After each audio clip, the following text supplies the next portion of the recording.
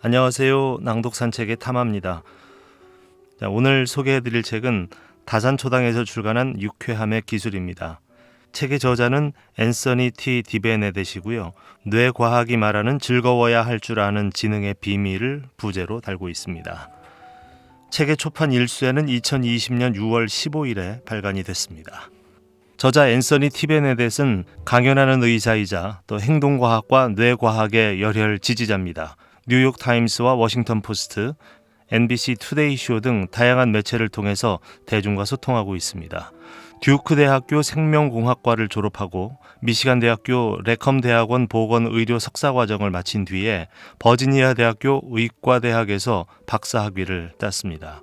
미시간 대학병원 소화기 내과에서 근무를 했고 아이와의 신체 접촉을 통한 놀이의 중요성을 강조한 책 아이와 몸으로 놀아주세요를 펴낸 바 있습니다.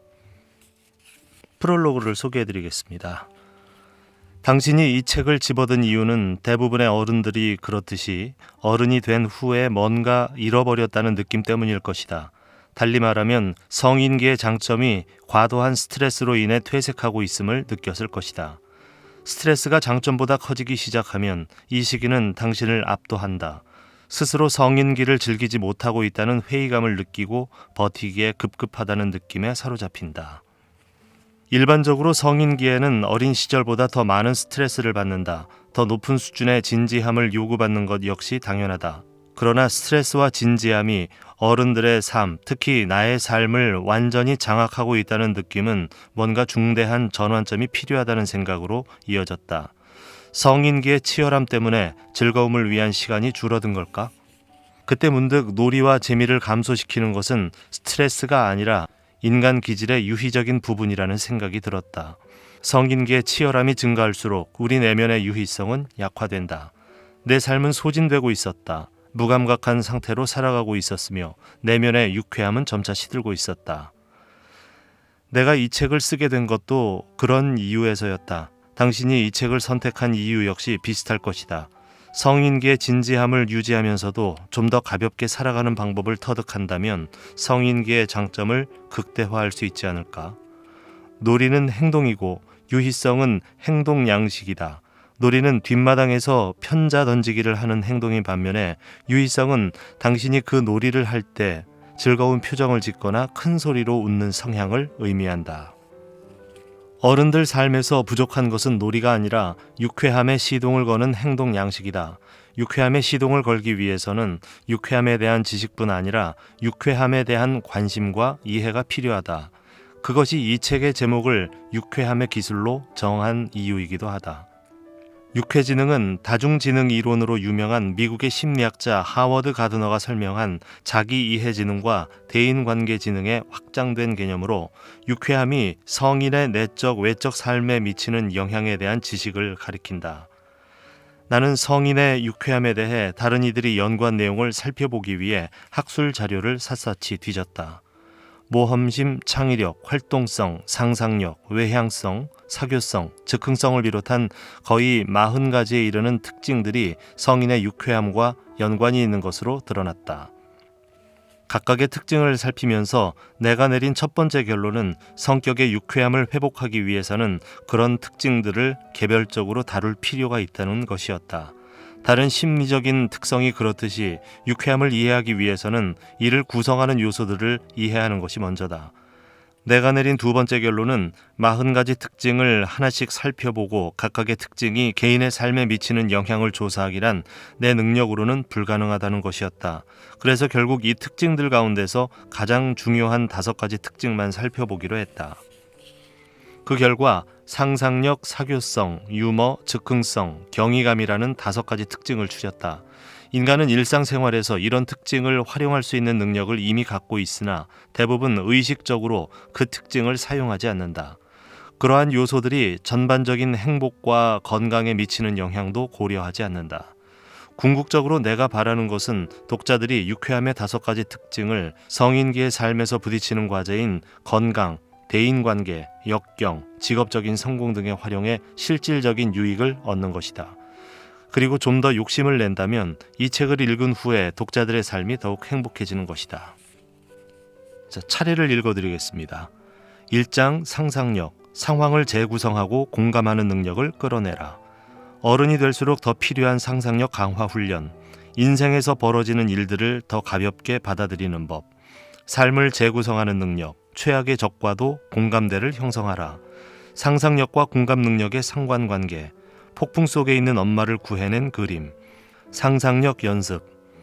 2장 사교성, 첫인상에 집착하지 말고 겸손하게 다가가라. 도시를 통째로 바꾼 튜터링과 놀이, 첫인상에 너무 큰 의미를 두지 마라. 육회지능이 높은 사람은 겸손하다. 공동체 의식을 갖는 데 필요한 4가지. 신체 접촉이 없는 소셜미디어가 더 위험하다. 사교성 연습. 3장 유머, 웃음으로 친밀도를 높여 인생의 사막을 건너라. 유머를 진지하게 생각하라. 웃음의 시작점을 낮추면 달라지는 것들. 잘못된 유머를 사용하는 실수 줄이기. 신은 왜 학문을 거기에 만드셨을까요? 고통까지 즐길 수 있는 힘. 유머 연습. 4장 즉흥성, 심리적 유연성으로 완벽주의의 경직성을 극복하라. 작전명, 불가피한 선택.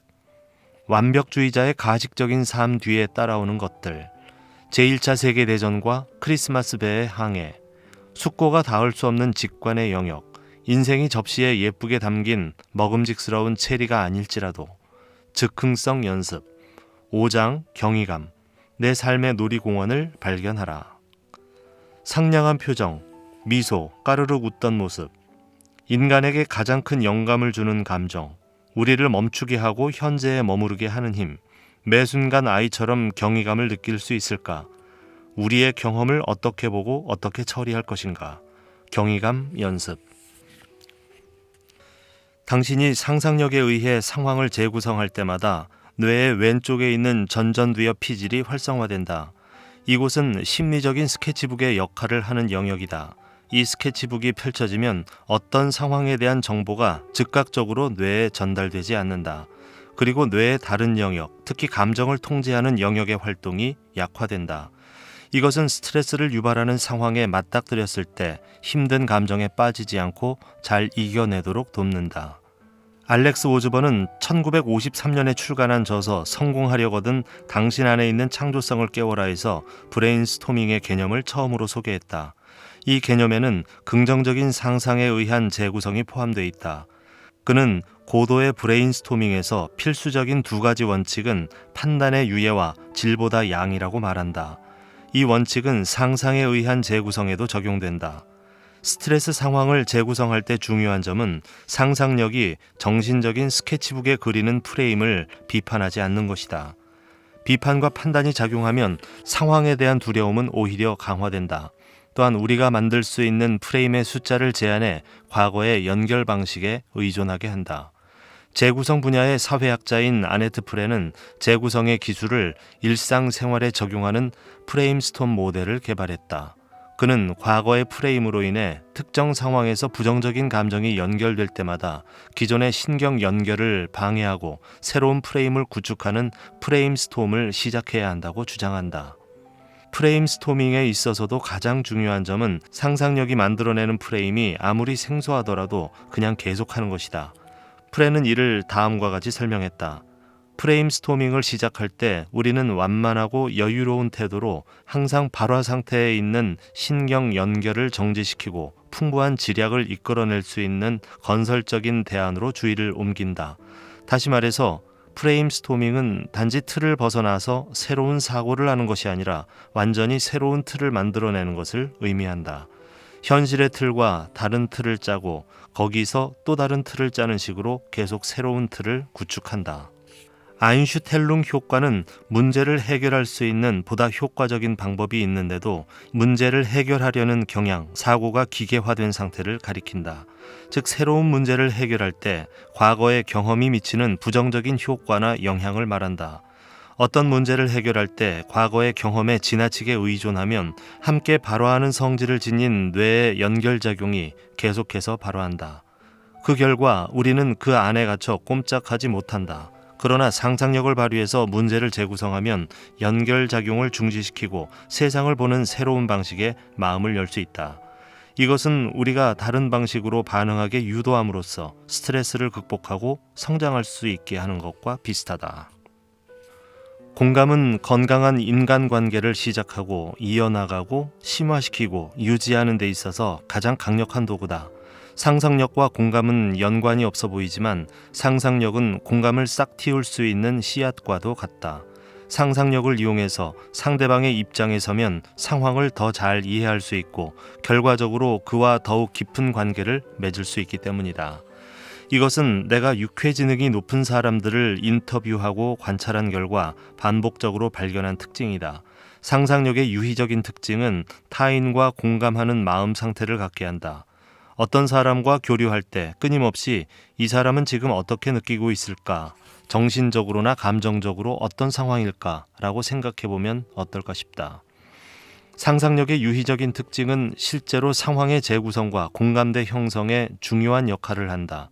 그렇다면 근육을 훈련하는 것처럼 상상력을 훈련하는 것이 실제로 상황을 재구성하거나 공감대를 형성하기 위한 준비임을 보여주는 증거가 있을까? 1977년 메릴랜드 대학교의 젊은 심리학자인 수잔 프랭크는 이 문제에 관심을 갖고 연구를 시작했다. 본인이 열렬한 공상가이기도 한 그녀는 공감과 공감 능력의 향상 사이에 구체적인 연관성이 있는지 알아보는 연구를 실시했다. 프랭크의 연구는 미국 남부 출신의 한 흑인 대학생의 사례가 포함되어 있다. 그는 대다수가 백인인 아이비리그 문화에 적응하는 데 어려움을 겪고 있었다. 프랭크가 실험자들에게 군중 속에 혼자 있는 자신을 상상하게 하자 그는 대학 파티장의 구석에서 여행용 가방 위에 앉아 있는 자신을 상상했다. 이 시나리오에서 그는 백인 학생을 자신과 같은 남부 출신의 흑인 자벽부 따위에게는 절대 말을 걸지 않는 속물로 가정했다. 프랭크는 다음 단계로 자신을 그 백인 학생의 입장으로 상상하게 했다. 백인 학생의 관점에서 바라볼 때 그는 자기 세계에 사로잡혀 백인 학생 무리에 끼일 생각조차 하지 않는 백인을 무조건 증오하는 속물이었다. 다른 참가자들은 그의 공상 과정을 들으면서 놀라지 않을 수 없었다. 그들 역시 그 흑인 학생이 자기 세계에 사로잡혀서 그들의 그룹에 끼지 않는다고 생각하고 있었던 것이다. 연구가 진행되면서 흑인 학생은 그 그룹의 리더가 되어 다른 학생들이 자신의 감정을 좀 더 솔직하게 표현하고 타인의 견해를 비판 없이 수용하고 이해하도록 도왔다. 소설 읽기도 공감 능력을 높이는 상상력 훈련의 또 다른 방법이다. 요크 대학교의 사회심리학자인 레이먼드 만은 소설을 읽는 사람이 소설을 읽지 않는 사람보다 더 높은 공감 능력을 가지고 있는 이유에 대해 연구했다. 책벌레와 공부벌레라는 재치 있는 제목의 연구에서 그는 소설을 읽는 독자들이 논픽션을 읽는 독자들보다 공감 능력이 높다는 사실을 발견했다. 독자들의 나이, 영어를 접한 경험, 지적 수준 등 다른 요인은 조사 결과에 영향을 주지 않았다. 많은 소설을 읽는 책벌레는 소설에 묘사된 사회적 경험을 시뮬레이션함으로써 실제 대인관계가 줄어든 데서 오는 영향을 완화할 수 있었다. 반면 대부분 논픽션만 읽는 공부벌레는 사회적인 경험을 시뮬레이션하지 않기 때문에 현실 세계에서 요구되는 사회적인 기술을 얻을 수 없었다. 앞에서 언급한 오즈번은 상상력을 훈련하는 방법으로 여행을 제안한다. 여행지는 반드시 이국적인 장소가 아니어도 된다. 당신이 살고 있는 동네여도 괜찮다. 그러나 그곳은 당신이 평상시에 가보지 않았던 곳이어야 하고 불편함을 감수하는 태도로 경험되어야 한다. 요약하면 평소에 상상력을 훈련하면 불행한 상황을 재구성할 때나 타인의 상황에 공감할 때 보다 강력한 상상력을 발휘할 수 있다는 것이다. 또한 이로 인해 예상치 못했던 유익한 결과를 얻을 때 인생을 다른 관점에서 새롭게 볼 수 있다는 것이다. 다음은 상상력으로 상황을 재구성하는 연습에 도움을 주는 몇 가지 팁이다.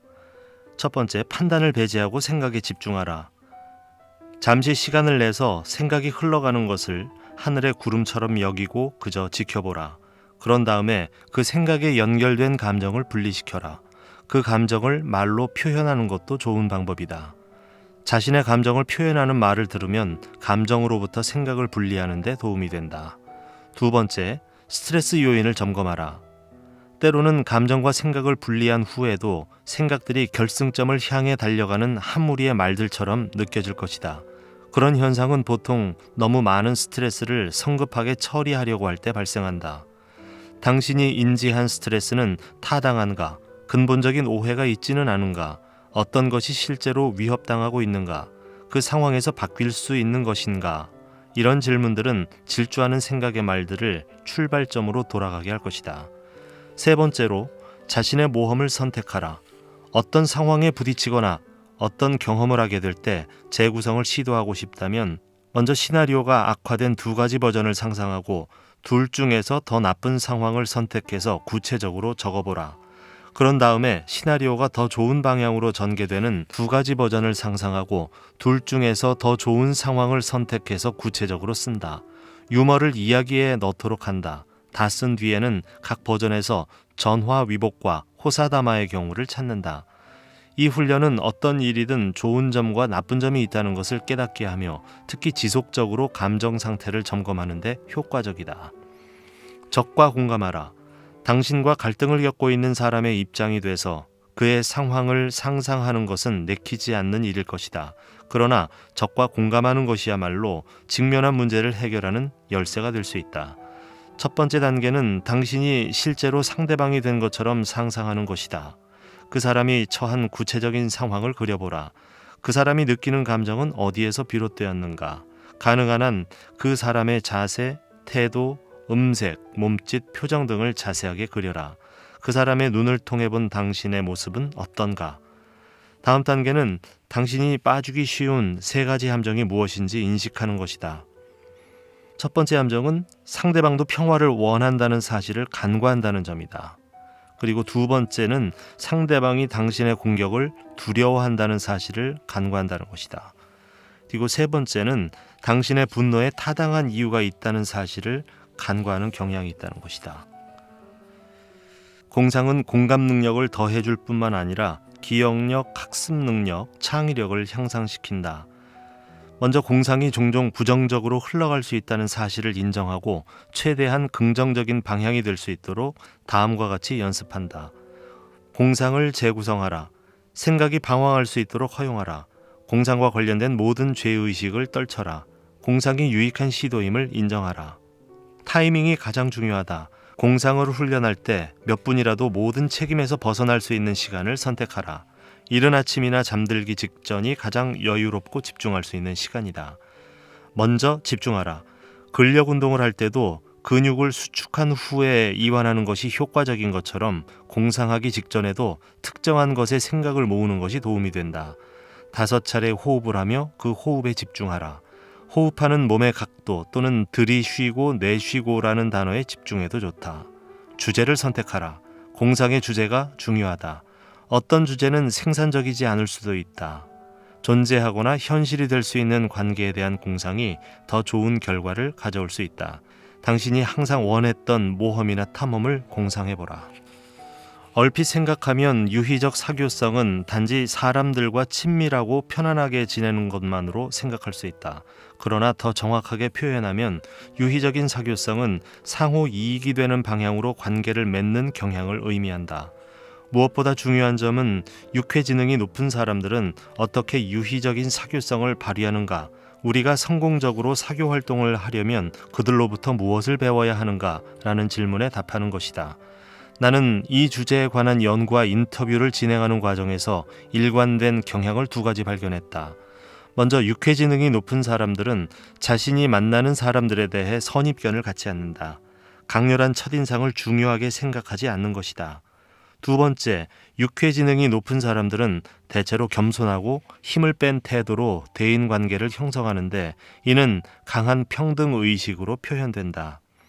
유능한 의사는 자신의 환자를 고통스럽게 하는 질병을 오류 없이 정확하게 판단해야 한다. 의사들이 수련 기간에 질병 진단 이론을 배우는데 많은 시간을 쏟는 것도 그런 이유에서다.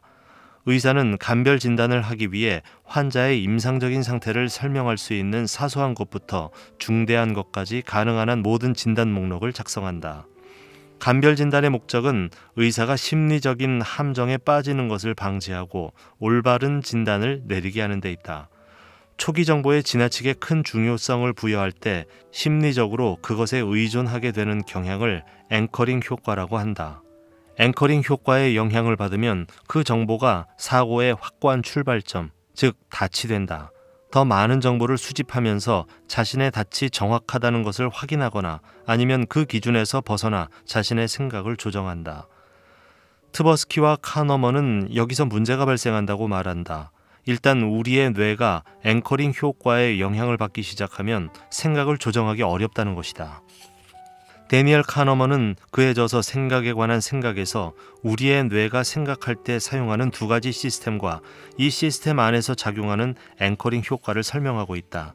카너먼이 시스템 1이라고 지칭한 첫 번째 시스템은 직감과 앵커링 효과를 담당한다. 빠르고 직관적이고 자동적이고 감정적인 사고를 맡으며 빠르게 첫인상을 형성해서 위험 상황에 대처한다. 반면에 시스템 2는 느리고 신중하고 논리적인 사고를 담당한다. 우리 내면에서 회의론자와 비평가 역할을 해서 어려운 문제를 해결할 때 도움을 준다. 시스템 2는 많은 정신적인 에너지와 노력을 요하지만 그에 비해서 시스템 1은 많은 에너지가 들지 않는다. 대부분의 경우 시스템 1은 상황을 정확하게 파악한다. 인간의 직감은 상당히 정확하기 때문이다. 그러나 트버스키와 카너먼이 지적한 것처럼 시스템 1이 상황을 정확하게 이해하지 못할 때 문제가 발생한다. 일단 생각이 잘못된 닻에 고정되면 다시 바꾸기 어렵기 때문이다. 시스템 1 그리고 시스템 1과 관련된 앵커링은 사교성의 유희적인 특성과 결합해 고정관념, 첫인상을 형성한다. 대인관계에 있어서 특히 방금 만난 사람과의 관계에서 시스템 1은 즉각적으로 상대방을 파악한다. 시스템 1은 사회학자들이 범주 대인 지각 또는 고정관념이라고 부르는 방식을 이용해 상대방을 파악한다. 상대방을 파악하는 과정을 신속하게 처리하기 위해 고정관념이라는 지름길을 활용한다. 그 이유는 뇌 활동에서 가장 중요한 요소는 효율성이기 때문이다. 뇌는 최초로 받은 정보를 이용하는 방법으로 에너지를 절약하려고 한다. 최초 정보를 쓰지 않으려는 노력이 없는 한 뇌는 대체로 심리적인 지름길을 이용한다. 그런 의미에서 뇌는 엄청나게 게으르고 부주의한 기관이라고 할 수 있다. 그렇다면 고정관념을 통제할 수 없을까? 최근 고정관념에 관한 연구에서는 시스템 2에 의한 의식적인 정신작용으로 고정관념화를 성공적으로 억제할 수 있음이 밝혀졌다. 그것은 지금까지 일어나고 있는 상황의 또 다른 측면에 집중할 때 고정관념화는 약화된다는 의미다. 예를 들어서 우리가 누군가와 대화를 할 때 대화의 목적과 목표에만 초점을 맞춘다면 상대방을 고정관념화하려는 뇌의 본능적인 작용은 줄어든다. 수천 명의 성공한 경영자와 인터뷰를 진행했던 리더십 전문가 짐 콜린스는 이렇게 말한다. 경영 능력이 뛰어난 이들과 인터뷰를 진행하면서 우리는 그들이 스스로를 바라보는 태도에 놀랐다. 아니, 자신에 대해 많은 이야기를 하지 않는데 놀랐다는 편이 맞을 것 같다. 그들은 회사 내 다른 경영자들의 공로는 언급하면서도 자신의 역할을 말하는 것은 본능적으로 피하는 것 같았다. 그들 자신에 대한 이야기를 요청하면 그들은 내가 대단한 인물인 것처럼 포장되기를 원하지 않는다. 또는 그 일에 내가 큰 공로를 세웠다고 보지 않는다. 곁에 훌륭한 사람들이 있었기에 가능했다. 라는 식으로 이야기했다. 요약하자면 유쾌지능이 높은 사람들은 대인관계에서 두 가지 중요한 원칙을 따른다. 첫째, 그들은 사회적인 관계에서 타인에 대한 반사적인 반응과 고정관념에서 비롯된 인상을 제한하는, 즉 닻을 내리지 않는 사고방식으로 접근한다. 둘째, 사회적인 교류를 할 때 겸손한 태도를 유지한다. 자기 자신과 세상을 좀 더 가볍게 수용하는 태도의 확장으로 볼 수 있다. 유희적 사교성은 구체적으로 우리에게 어떤 유익을 줄까? 분명한 것은 그것이 호감을 주는 성품이라는 점이다. 남에게 판단받기를 좋아하는 사람은 없다. 자기애가 강하고 교만한 사람과 같이 있고 싶은 사람도 없다. 누구나 타인을 판단하지 않으며 겸손한 사람을 좋아한다. 그러나 그보다 더 중요하고 깊은 뭔가가 있지 않을까? 시모어는 공동체 심리학 분야의 선구자다. 그는 내면의 심리적인 문제에 초점을 맞추기보다는 빈곤, 우울증에 대한 공동체의 영향을 연구했고 공동체 의식이 개인의 삶에 미치는 영향을 탐구했다.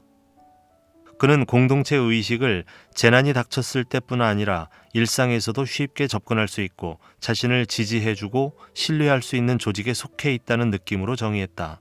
그 후 시모어에게서 영감을 받은 많은 심리학자와 사회학자가 공동체 의식을 가지기 위해 필요한 요소들을 연구했다. 그 중에서도 가장 보편적으로 수용된 모델은 데이비드 맥밀런과 데이비드 채비스가 1986년에 발표한 모델이었다. 이 모델은 공동체 의식 구성에 필요한 4가지 요소로 소속감, 영향력, 욕구의 통합과 충족, 정서적 유대의 공유를 꼽았다. 먼저 소속감은 공동체에 소속된 사람과 그렇지 않은 사람 사이를 나누는 조건이다. 두 번째, 영향력은 구성원들이 자신의 그 공동체 안에서 어느 정도 영향을 미치고 있다고 느끼는 것을 뜻한다. 또한 자신이 다른 사람으로 대체될 수 없으며 그 그룹에서 유의미한 존재임을 인식해야 한다는 것을 뜻한다. 세 번째로 욕구의 통합과 충족은 특정 공동체가 구성원의 욕구를 충족시키는 역할을 해야 한다는 것을 의미한다. 마지막으로 정서적 유대의 공유는 공동체를 하나로 결합시키는 접착제 역할을 가리킨다. 하지만 4가지 요소가 모두 있어야만 공동체 의식을 느끼는 것은 아니다. 그들이 진정한 공동체 의식에 반드시 필요한 요소라고 주장하는 요소는 정서적 유대의 공유다. 이는 당사자들의 접촉과 밀도 높은 상호작용이 수반될 때 가능하다고 설명했다. 맥밀런과 채비스는 밀도 높은 상호작용에서 중요한 부분이 정서적 불안이라고 강조한다. 개인이 다른 구성원과의 관계에서 경험하는 정서적 불안의 정도, 그리고 공동체 생활에서 받은 감정적인 고통에 자신의 마음을 터놓는 정도는 개인의 공동체 의식에 영향을 준다. 유쾌지능이 높은 사람은 상상력을 활용해서 자신을 타인의 입장에 투영하고 상대방을 이해하는 가능성을 높인다. 이런 공감 능력은 사회적으로 성공할 수 있는 능력을 증가시킨다. 맥밀런과 채비스는 이를 역사의 공유라고 부르며 그것이 정서적 유대 공유의 또 다른 주요 요소라고 강조한다. 앵커링을 배제하고 겸손한 태도로 타인의 상황에 공감할 때 정서적 유대 공유는 강화되고 공동체 의식은 증진된다. 이것이 유쾌지능이 건강한 대인관계 이상의 의미로 해석될 수 있는가에 대한 답변이다. 공동체 의식은 사회적인 고립감과 외로움 극복에 도움을 준다. 가정에서는 서로를 비판하지 않고 배려하며 자신을 낮추면서 함께할 때 공동체 의식이 강화된다. 각자의 삶에 바쁜 현대인들이지만 식사 시간만이라도 가족과 함께한다면 좋을 것이다. 다행히 많은 가정이 가족과 함께 식사하는 시간을 중시해서 주중에라도 저녁이나 아침은 가족과 함께하려고 노력한다. 오늘날과 같은 시대에 가상공동체는 중요한 의미가 있다. 가상공동체는 오프라인 공동체와 비슷한 수준의 유익을 제공할까? 가상의 세계에서도 진정한 연계가 가능할까? 이 질문에 답하기 전에 심리학적인 차원에서 개인의 사회적인 연계가 중요한 이유를 이해할 필요가 있다.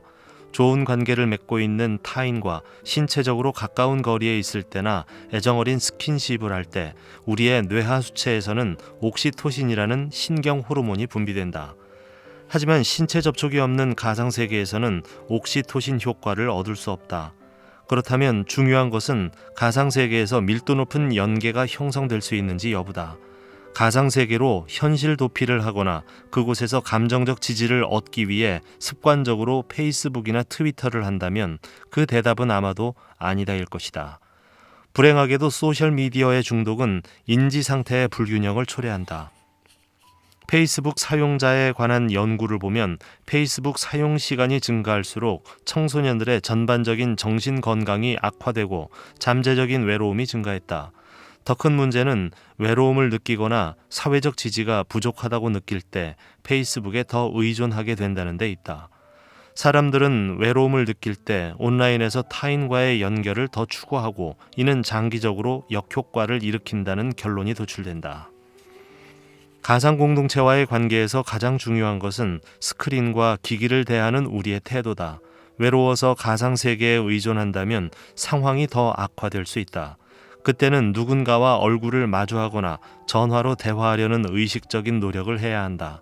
그러나 정서적 유대를 공유하려는 올바른 의도를 갖고 열린 마음으로 가상 공동체에 접근한다면 공동체 의식은 강화될 수 있다.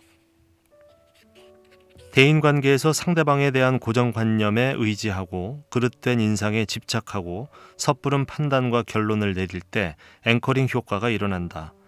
이 때문에 자칫 잘못하면 정서적 유대의 공유와 그로 인한 유익을 놓칠 수 있으므로 주의해야 한다. 단내리기 예방에 도움이 되는 몇 가지 팁이다. 초점을 이동하라. 일반적으로 사회적인 앵커링은 개인과 타인 사이에 존재하는 차이점, 주로 매력, 경제력, 명방의 차이에 집중할 때 일어난다. 이러한 앵커링은 대인관계에 부정적인 영향을 끼친다. 만일 그런 것에 초점을 맞추고 있다면 당신이 좋아하는 상대방의 특징이나 당신과의 공통점에 초점을 맞추도록 노력하라. 기분을 전환하라. 행복할수록 앵커링 효과는 줄어든다. 만족감을 느낄 때 타인과 자기 자신을 판단하는 경향이 감소하기 때문이다. 앵커링을 수용하라. 앵커링 효과를 완전히 피하기는 불가능하다. 모든 앵커링이 나쁜 것은 아니다. 첫인상이 정확할 때도 있다. 당신이 앵커링을 하고 있다는 사실을 인식하는 것만으로도 앵커링이 타인과의 관계를 방해하는 정도를 줄일 수 있다. 유희적인 사교성과 육해지능에 있어서 중요한 요소는 자신의 약점을 드러내는 태도와 겸손하고 열린 마음가짐이다. 힘을 뺀 의사소통을 몸에 배이게 하는 몇 가지 팁을 소개한다. 많이 들어라. 특히 여성의 이야기를. 기브앤테이크에서는 세계 최대 회계 컨설팅 그룹인 딜로이트 투시 토마츠의 전 CEO였던 짐 퀴글리의 일화를 소개한다.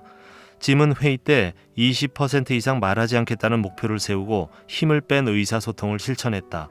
그런 방법으로 다른 사람들이 무엇을 원하는지 이해할 수 있었을 뿐만 아니라 답변하기보다는 질문을 던지는 쪽으로 대화를 이끌어 나갈 수 있었다. 사회적 상호작용을 할 때 이와 같은 목표를 적용해보라. 의견을 제안으로 구성하라. 힘을 뺀 의사소통 방식을 효과적으로 사용하는 방법은 상상력을 통해 의견을 되도록 질문 형식의 제안으로 재구성하는 것이다. 예를 들면 이 문제를 해결하고자 하면 더 많은 돈을 투자하는 게 최선이라고 생각한다 라고 말하는 대신에 더 많은 자본이 이 문제를 해결하는 데 도움이 된다고 생각하지 않는가 라고 묻는 것이다. 의견을 제안으로 재구성하면 대화가 양방향으로 흐른다. 그리고 상대방이 당신의 의견에 동의하지 않을 때도 완곡하게 반대 의사를 표현할 수 있다. 능력이 먼저다. 힘을 뺀 의사소통 방식은 수동적인 태도를 갖게 한다. 원래 공격적인 성향이라면 그럴 가능성이 더욱 높다. 그러나 수동적인 태도는 때로는 실수 효과를 일으켜서 당신의 능력이 평가절하될 수도 있다. 실수 효과란 누군가가 실수나 잘못을 인정할 경우 상대방이 그의 능력을 인지하는 정도에 따라 그를 더 높이 평가하거나 더 낮게 평가하는 경향을 말한다. 예를 들어 유능한 사람이 자신의 단점을 인정할 때 일반적으로 사람들은 호감을 느낀다. 반대로 유능하지 않은 사람이 자신의 단점을 인정하면 사람들은 그를 덜 매력적으로 보는 경향이 있다. 즉 힘을 뺀 의사소통 방식이 가장 효과적으로 작용하는 것은 겸손함이 유능함이나 장점과 결합할 때다. 그럴 때 당신은 보다 더 강한 영향력을 행사할 수 있다. 나는 유쾌함을 건강한 식생활이나 운동처럼 중요한 생활 방식으로 진지하게 취급되어야 한다고 생각한다. 유머를 진지하게 생각하라는 말은 모순적으로 들릴 수 있다. 유머는 세상에 대한 우리의 경험과 서로에 대한 경험을 가볍게 받아들이게 한다. 표면적으로는 분명히 그렇다. 그러나 유머가 실제로 당신의 삶과 행복에 얼마나 큰 영향을 미치는지 생각해보면 유머가 단순히 무거운 삶을 가볍게 하는 것 이상의 의미를 갖는다는 게 명확해진다. 유머와 건강의 상관관계를 보면 좀 더 이해가 될 것이다. 유쾌지능이 높은 사람들이 유머를 자주 사용한다는 것은 널리 알려져 있다. 신체 건강의 관점에서 가장 많이 연구된 영역은 유머가 신체의 통증을 완화하고 면역체계와 심혈관 시스템을 강화한다는 것이다. 이 중에서 가장 효과적인 것으로 입증된 게 통증 완화 효과다. 웃음이 통증의 인지와 경험의 강도를 낮추는 화학적인 효과가 있다는 것이다.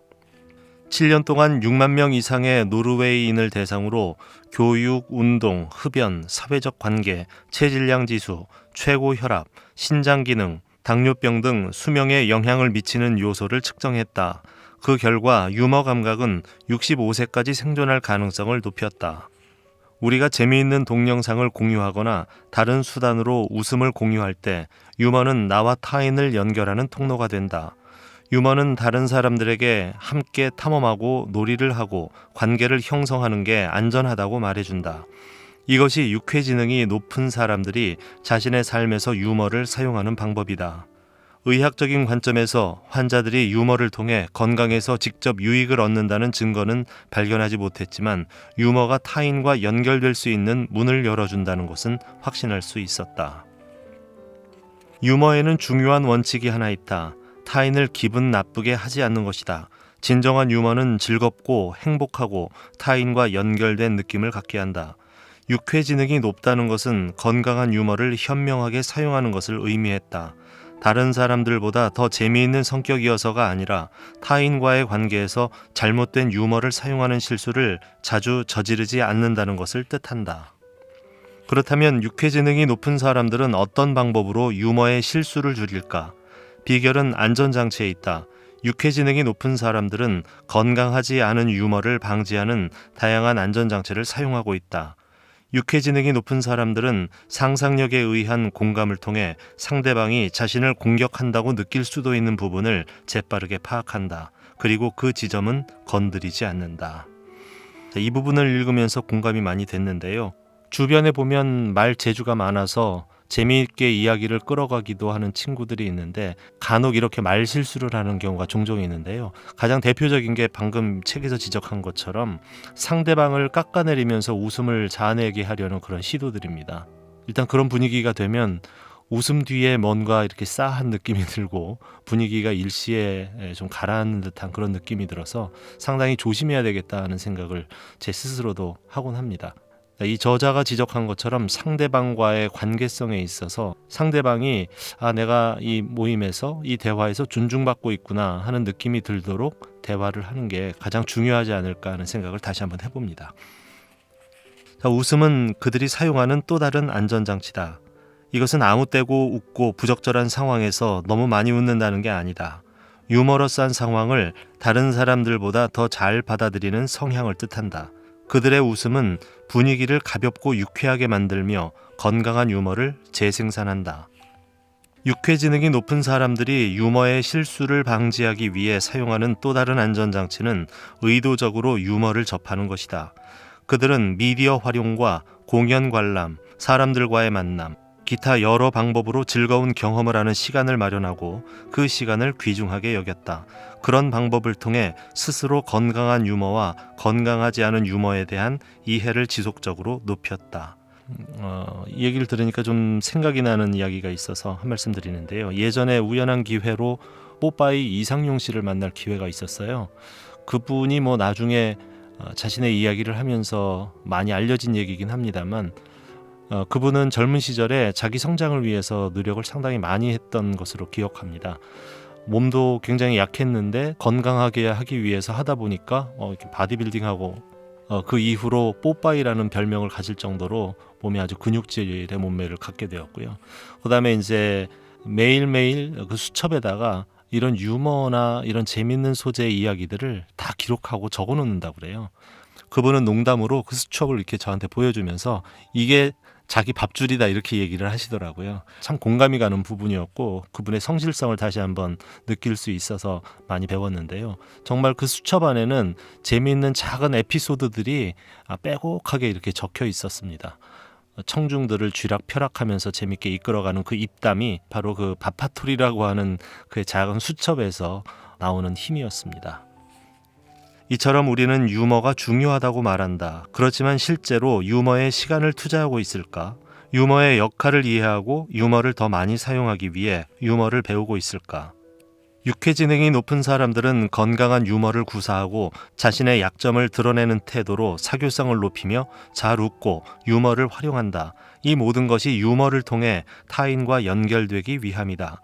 사람들을 연결시키는 유머의 힘은 회복력과 연결된다. 회복력은 육회지능이 높은 사람들에게 유머가 주는 또 다른 귀중한 선물이다. 육회지능이 높은 사람들은 유머 감각을 지니고 있었다. 그것은 타인과 관계를 맺고 스트레스를 주는 상황이나 경험에 현명하게 대처하기 위해 필요한 도구였다. 유머와 회복력의 관계를 연구한 사람들 가운데 가장 유명한 사람은 빅토르 프랭클이다. 그는 나치 수용소에서 살아남은 오스트리아의 정신과 의사였다. 아우슈비츠 경험을 담은 그의 저서 죽음의 수용소에는 이런 구절이 있다. 유머는 자기 자신을 지탱하기 위한 싸움에서 영혼의 또 다른 무기였다. 인간의 기질 중에서 다른 어떤 것보다 유머가 단 몇 초만이라도 어떤 상황이든 초월할 수 있고 일어설 수 있게 한다는 것은 잘 알려진 사실이다. 유머는 우리를 연결시킨다. 이것이 유머로 인한 회복력 효과의 본질이다. 스트레스를 받는 상황에서 유머를 통해 서로 유대감을 느낄 때 상대방의 지지와 격려를 느끼고 회복력을 얻는다. 이것은 함께 고통을 겪는 사람들 사이에 공유되는 유머인 갤로우 유머와 유사하다. 암 환자 그룹에서 많이 사용되는 이 유머는 그룹 내 사회적인 유대감과 개인의 회복력을 높인다고 증명된 바 있다. 상대방이 공격으로 느낄 수 있는 지점을 염두에 두고 자신의 약점을 드러내는 겸손한 태도로 유머 감각을 활용하면 대인 관계에서 타인과 한층 가까워질 수 있다. 잘 웃는 것, 재미있는 영화를 보는 것, 코미디 클럽에 가는 것 등 유머와 관련된 활동으로 시간을 보내는 것도 유머 감각을 기르기에 도움이 된다. 누군가에게 유머를 사용할 때는 상대방이 공격으로 느낄 수 있는 지점을 염두에 두고 겸손한 태도를 유지하고 많이 웃어야 한다는 점을 기억하라. 그렇게 하면 당신과 함께 웃는 그 사람과 한결 친밀해지고 지속적으로 좋은 관계를 유지할 수 있을 것이다. 어려운 상황에서 유머를 발견하기란 쉽지 않다. 특히 당신이나 당신과 가까운 사람의 건강이 좋지 않다면 더욱 어려울 것이다. 그러나 그런 상황에서도 작은 유머를 발견할 수 있다면 그것은 회복력의 큰 원천이 될 수 있다. 유머가 필요한 순간에 그 진가를 누리고 싶다면 평소에 유머를 발견하는 연습을 해야 한다. 완벽주의자들은 너무 많은 것을 완벽하게 해내려고 하기 때문에 심리적인 여유와 융통성을 잃기 쉽다. 모든 결과물을 흠없이 완벽하게 해내려는 욕심은 생각을 경직시키고 신경과민 상태에 빠지게 한다. 그러나 그들은 그렇게 보이지 않으려고 노력한다. 완벽주의자는 짜증스러운 모습을 보여서는 안 되기 때문이다. 언제나 행복한 모습을 보여야 하고 무너지는 모습을 절대로 보여서는 안 된다. 그것이 완벽주의자들의 신조다. 그런 완벽주의자의 가식적인 삶 뒤에는 연약함, 취약함, 실패가 바짝 따라온다. 그들의 유일한 목표는 자신의 능력을 인정받는 것이다. 내가 육해지능이 높은 사람들의 삶을 관찰하면서 발견한 것은 그들이 즉흥적인 행동을 무심코 넘기지 않을 뿐 아니라 예측하거나 계획하지 않았던 일들이 일어나는 삶의 속성 앞에서 끊임없이 유연하게 반응한다는 것이었다. 심리적 유연성은 눈에 보이는 것만이 아니다. 그것은 즉흥성을 통해 나타난다. 심리적 유연성은 일이 계획대로 되지 않을 때 마음속에서 작동하기 시작해 새로운 방향을 모색하는 심리적 안내자 역할을 한다. 이는 우리가 일상을 뒤흔드는 상황에 맞닥뜨렸을 때 평안을 유지할 수 있게 한다. 인생은 예측하기 어려운 우여곡절로 가득한 드라마다. 따라서 유연하고 융통성 있는 대응이 우리에게 더 유리하다. 이러한 자세는 삶이 우리의 계획과 바람대로 흘러가지 않아 난관을 헤쳐나가야 할 때 의미와 만족을 찾을 수 있게 한다. 심리적 유연성은 업무 수행, 만족도, 정신건강, 통증 완화와도 상관관계가 있었다. 추위를 이용해 신체적인 고통을 가하는 실험에서는 심리적 유연성이 높은 사람들이 추위를 더 오래 견뎠으며 정상으로 돌아오는 회복 속도도 빨랐다. 심리적 유연성은 시간관념에 있어서도 유리하게 작용한다. 일반적으로 지혜는 현재에 충실하고 과거나 먼 미래에 대해 깊이 생각하지 말라고 한다. 그러나 때로는 과거의 긍정적인 경험을 떠올리는 것은 좋은 감정을 선사한다. 또한 미래를 생각하고 미래의 자기 자신과 삶을 그려보는 것은 목표 설정과 성취에 필수적이다. 과거, 현재, 미래를 오갈 수 있는 심리적 유연성은 삶에 대한 만족감, 긍정적인 기분, 가정과 직업에 대한 만족감과 높은 상관관계를 가지고 있다. 즉흥성의 유희적인 특성이 내면에서 심리적 유연성을 발휘하는 순간은 어떤 일이 계획이나 예상대로 되지 않을 때다. 예상 밖의 일이 일어날 때 심리적 유연성을 연습하라. 그럴 때 생산적인 방향으로 사고를 전환하는 심리적 유연성을 기를 수 있다. 다음은 심리적 유연성을 높이는 방법이다. 정기적으로 일상의 틀을 깨뜨려라. 인간은 습관의 동물이다. 우리는 틀에 박힌 생활을 좋아한다. 이는 성인들이 책임을 느끼고 수행할 수 있게 한다. 그러나 시간표와 일상의 틀에 갇히면 무감각한 상태에 빠지기 쉽다. 일상의 틀에 약간의 즉흥성을 더하면 기계처럼 살아가는 경직된 태도를 조정할 수 있다. 즉흥적인 행동은 심리적 유연성을 개발하는 기회다. 유연하고 열린 자세는 즉흥적인 행동을 끌어내 우리가 미지의 것을 모험하게 한다. 일상의 틀을 깨뜨리는 몇 가지 방법을 생각해보자. 아침에 습관적으로 하는 행동의 순서를 바꿔본다. 눈을 감은 채 옷을 입는다. 다른 손으로 이를 닦는다. 시간을 내서 5분이라도 한동안 가지 않았던 곳이나 한 번도 가지 않았던 곳을 걸어본다.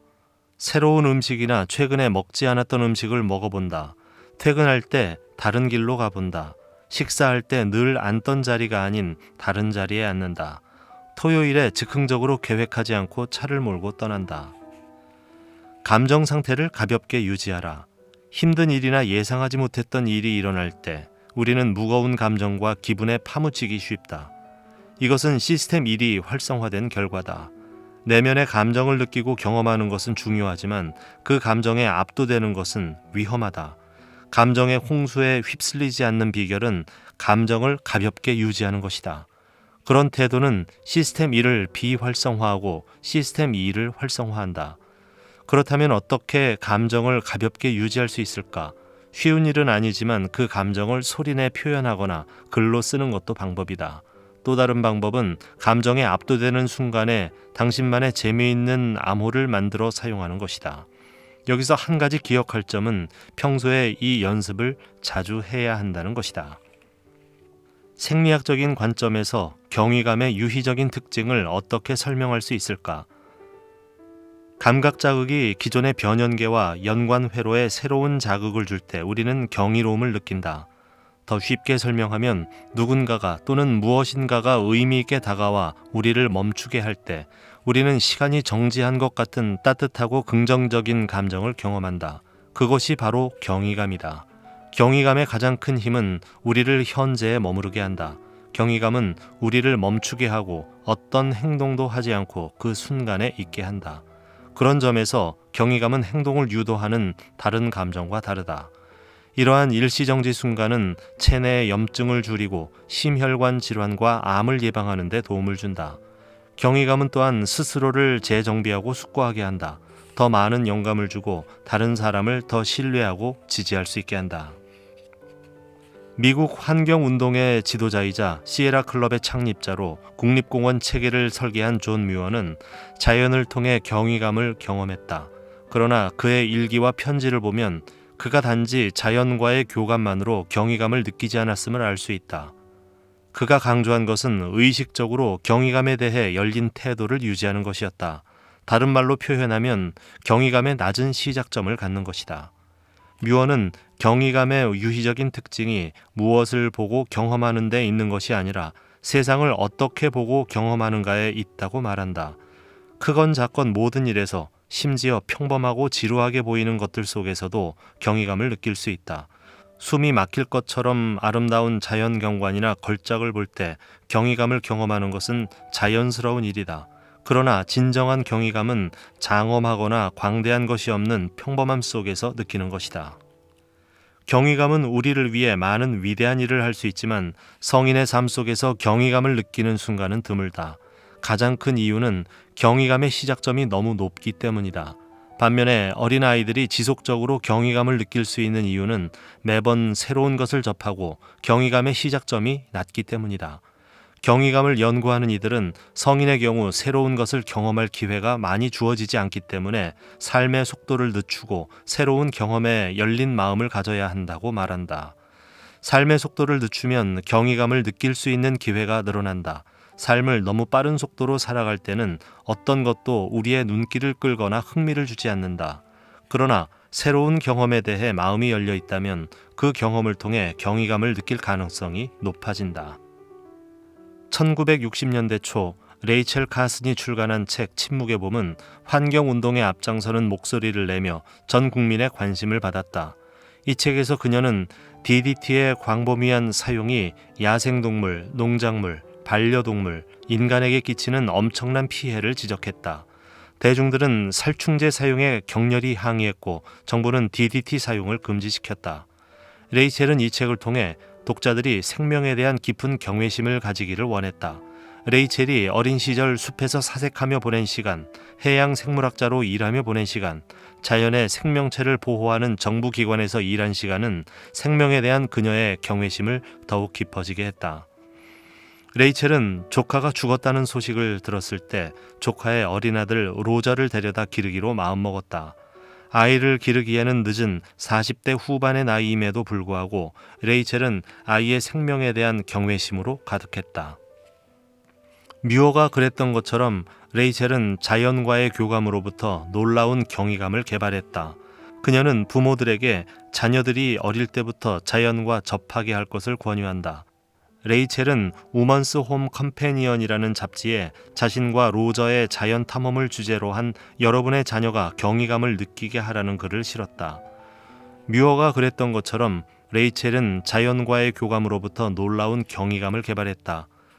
그녀는 이 글에서 부모들에게 자녀들이 어릴 때부터 자연과 접하게 할 것을 권유한다. 그리고 자연에서 비롯된 경이감이 그 자녀들이 어른이 된 후에도 계속 키워질 수 있기를 바란다고 말한다. 그중 일부를 소개한다. 어린아이의 세계는 신선하고 새롭고 아름답고 경이롭고 흥미롭다.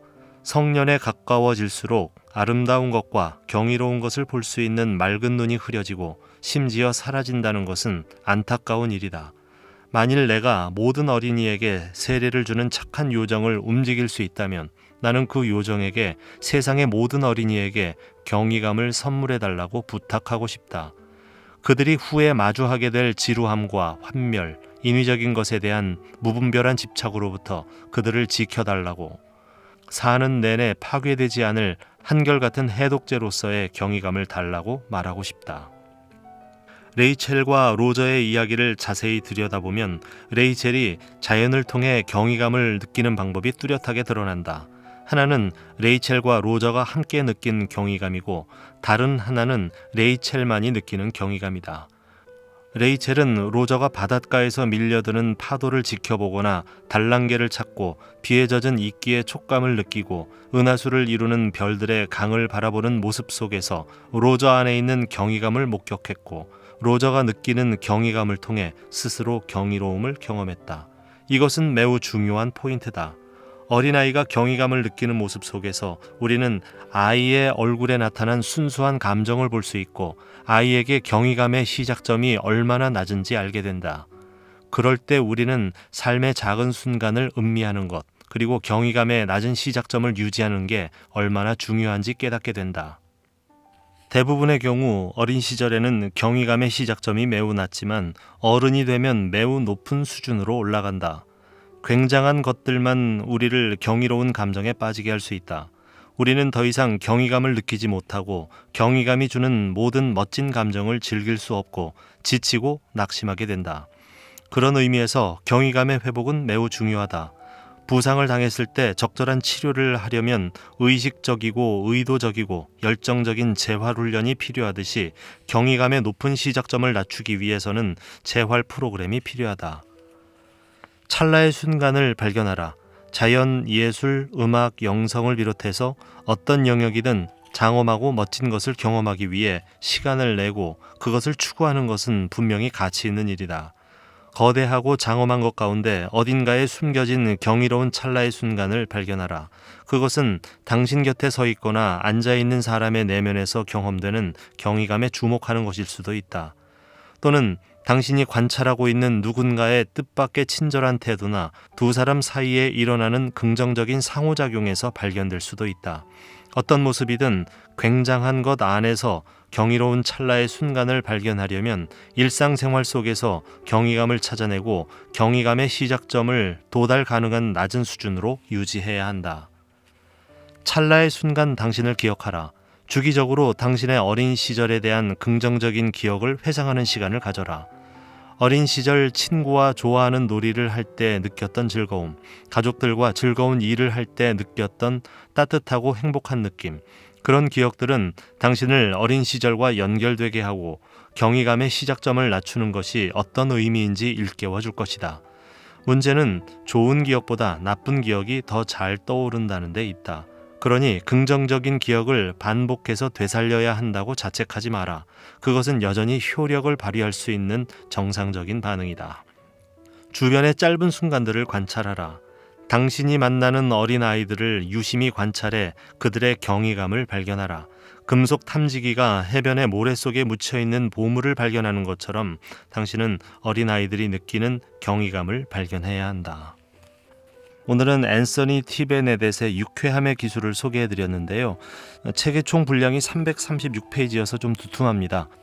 타마와 함께 하셨고요. 다음 영상에서 또 인사드리겠습니다. 고맙습니다.